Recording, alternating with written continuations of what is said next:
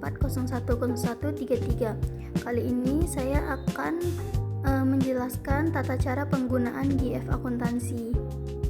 Adapun pengertian GF akuntansi adalah perangkat lunak atau software akuntansi komersial yang dikembangkan oleh PT GF Soft Indonesia, dirancang untuk membantu berbagai jenis usaha, dagang, jasa, minimarket mengelola operasional keuangan mereka mulai dari pencatatan transaksi, pembelian, penjualan kas dan hutang, kontrol stok sehingga menghasilkan laporan keuangan lengkap seperti laba rugi dan neraca secara otomatis.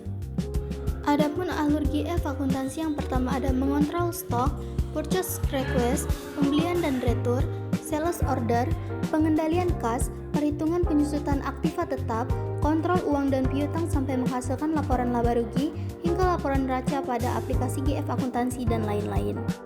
Langsung saja kita masuk ke tata cara penggunaan GF akuntansi. Yang pertama ada membuat data baru. Ada tombol buat data baru di sana yang sudah saya lingkari, tinggal diklik. Baik, kita masuk ke menu pertama yaitu mulai. Langsung saja kita klik lanjut. Baik, menu kedua itu ada lokasi. Kita tulis nama kita dan dosen pembimbing mata kuliah, lalu kita klik lanjut. Untuk menu ketiga itu ada title, kita tulis nama diri sendiri, lalu klik lanjut. Untuk menu keempat yaitu profile, itu kita isi nama yang kita inginkan. Kalau saya di sini saya menggunakan nama yaitu Maritim, alamat Tanjung Pinang dan heading pada laporannya itu Tanjung Pinang. Lalu kita klik lanjut. Di sini kita masuk ke menu paket. Untuk menu paket kita checklist di paket accounting platinum dan checklist modul dasar, kas kontrol dan GL kontrolnya. Lalu kita klik lanjut. Baik, di sini kita masuk di menu jenis usaha. Di sini saya menggunakan jenis usaha distributor atau supplier dan menggunakan metode average. Lalu kita klik lanjut. Masuk ke menu mata uang, kita checklist IDR Indonesia dan SGD Singapura, dan di sebelahnya ada IDR Indonesia, itu kita checklist. Setelah itu kita pembulatannya itu di checklist juga, lalu kita klik lanjut. Masuk ke menu pembelian, itu kita men-checklist purchase order, pembelian dan retur pembelian, serta membuat daftar tagihan hutangnya itu di checklist, lalu kita klik lanjut. Lalu masuk ke menu penjualan, itu kita men-checklist quotation, sales order, penjualan eceran, penjualan dan retur penjualan, membuat rekap pengukuran barang penjualan, serta men-checklist membuat daftar tagihan piutang. Lalu kita klik lanjut. Masuk ke menu terakhir yaitu final, klik proses, tunggu sebentar, lalu kita klik tutup. Lalu kita akan diarahkan keluar dari buat data baru dan masuk ke menu buka data, klik. Setelah itu cari file yang sudah kita simpan tadi di buka data, atau kita bisa carinya di Windows SSD atau Recovery Day. Setelah ketemu file kita, langsung klik OK. Lalu kita klik OK. Lalu kita akan diarahkan untuk mengisi username dan password. Untuk username kita ketik A kapital dan sisa hurufnya kecil, admin. Password itu 123. Lalu kita atur tanggal sesuai yang kita inginkan. Setelah itu kita dihadapkan oleh beberapa menu di sana. Yang pertama kita klik menu master file. Pertama-tama kita menginput data karyawan. Caranya klik tombol biru di kanan atas. Lalu kita isi data yang diperlukan. Dari nama saya mengisi Miss Hani, contohnya alamat Tanjung Pinang, itu sebagai sales. Lalu klik simpan. Setiap kali selesai input data, kita klik F12 agar data kita tersimpan secara otomatis. Keluar dari menu karyawan, tetap di master file tapi masuk ke menu vendor. Sekarang kita akan menginput data vendor. Klik tombol biru di atas. Isi data vendor, contohnya namanya PT Sumber Berkah, alamat Tanjung Pinang. Untuk user ordernya itu atau user levelnya itu diklik semua, purchase order, pembelian cash dan lain-lain. Setelah itu masukkan kreditnya sebanyak berapa hari, lalu klik simpan. Ini hasil input dari data vendor. Jangan lupa klik semua data agar bisa menampilkan data yang kita input. Jangan lupa klik F12 ya teman-teman, agar data kita itu tersimpan dengan baik. Keluar dari menu vendor, masuk ke menu pelanggan, tetap di master file, tapi kali ini kita akan menginput data pelanggan. Yang pertama, klik tombol biru di kanan atas. Setelah itu akan muncul tampilan seperti ini. Kita isi nama, misalnya nama pelanggan kita itu Rina. Terus alamatnya di mana? Saya di sini menggunakan alamat Tanjung Pinang. Terus jangan lupa klik corporate atau personalkah dia. Jangan lupa klik juga jenis kelaminnya. Setelah itu klik simpan. Ini hasil dari semua data pelanggan yang kita input. Kita klik semua data agar datanya ditampilkan. Lalu kita klik silang untuk keluar. Dan jangan lupa klik F12 ya teman-teman. Lalu tetap di menu master file, tapi masuk ke menu item. Yang pertama, klik tombol hijau di kiri atas, lalu kita klik tombol biru yang sudah saya lingkarkan itu.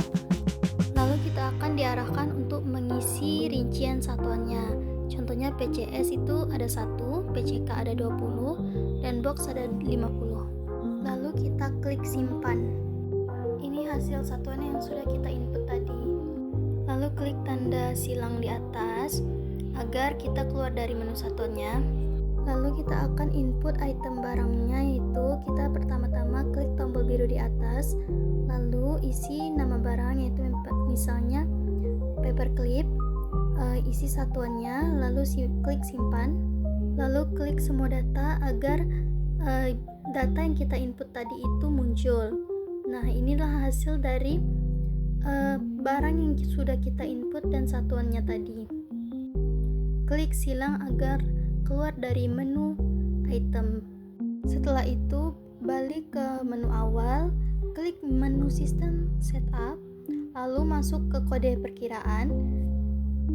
Setelah itu kita akan menginput saldo awal perkiraan. Pertama-tama klik tombol biru di atas. Di sini saya akan mencontohkan satu di bagian aset. Di sini kita dihadapkan antara header dan detail. Saya memilih detail karena saya ingin menjadikannya sebagai cabang. Kalau Anda ingin menjadikannya sebagai induk, Anda bisa pilih header atau klik saja headernya. Terus kita isi di bagian ACC-nya itu 1104. Golongannya juga diisi. Saya klik golongan kas dan bank. Namanya itu saya menggunakan BNI, dan juga isi saldo awalnya itu. Kalau saya di sini saya mengisinya sebesar 100 juta. Dan jangan lupa klik simpan. Ini hasil data yang sudah saya input tadi. Kembali ke menu awal, lalu masuk ke menu GL. Klik di bagian aktiva tetap. Kali ini kita akan menginput data aktiva tetap. Yang pertama-tama klik tombol biru di atas, lalu kita isi kode, lalu isi nama toko Batu 16. Setelah itu IDR-nya diisi berapa, lalu klik simpan. Ini salah satu contoh dari input data aktiva tetap. Dan jangan lupa klik F12, lalu klik silang atas agar kita keluar dari menu aktiva tetap. Lalu kembali ke menu utama, klik menu pembelian, lalu klik lagi menu pembelian. Kali ini kita akan menginput data pembelian. Setelah itu kita klik tombol biru di kanan atas yang tertutup oleh foto, lalu kita isi nama vendornya, Peto Indomakmur, lalu klik tambah, dan lalu akan muncul menu seperti ini. Lalu kita klik kode yang sudah kita input, misalnya amplop itu AMLP. Kita klik di bagian kode, lalu kita masuk di bagian gudang itu, di kodenya kita masukin AMLP juga. Lalu pieces-nya kita masukin misalnya 5 pieces. Setelah itu akan muncul langsung harganya. Setelah itu kita klik masuk list F12 atau simpan. Inilah hasil dari satuan yang sudah kita input tadi. Lalu kita cetak surat pembeliannya. Inilah hasil data pembelian yang sudah kita input tadi. Setelah itu jangan lupa klik F12 lalu klik silang di atas. Kembali ke menu utama, masuk ke menu penjualan, klik lalu tetap di menu penjualan. Oke, kali ini kita menginput data penjualan. Pertama-tama klik tombol biru di atas, lalu masukkan nama pelanggan, contohnya CP Cipta Kreasi, lalu klik tambah. Setelah itu akan muncul menu seperti ini. Itu kita isi kodenya, lalu di gudang itu di bagian kodenya juga diklik, lalu isi jumlah pieces-nya berapa. Setelah itu klik simpan. Inilah hasil dari penginputan yang kita lakukan tadi. Setelah itu kita klik simpan. Inilah hasil dari penginputan data penjualan. Lalu kita klik F12. Pokoknya di setiap kita selesai menginput data apapun itu, klik F12 agar datanya tersimpan. Lalu klik silang di atas. Baik, cukup sampai segini saja tutorialnya kali ini. Atas perhatiannya saya ucapkan terima kasih. Saya tutup dengan wassalamualaikum warahmatullahi wabarakatuh.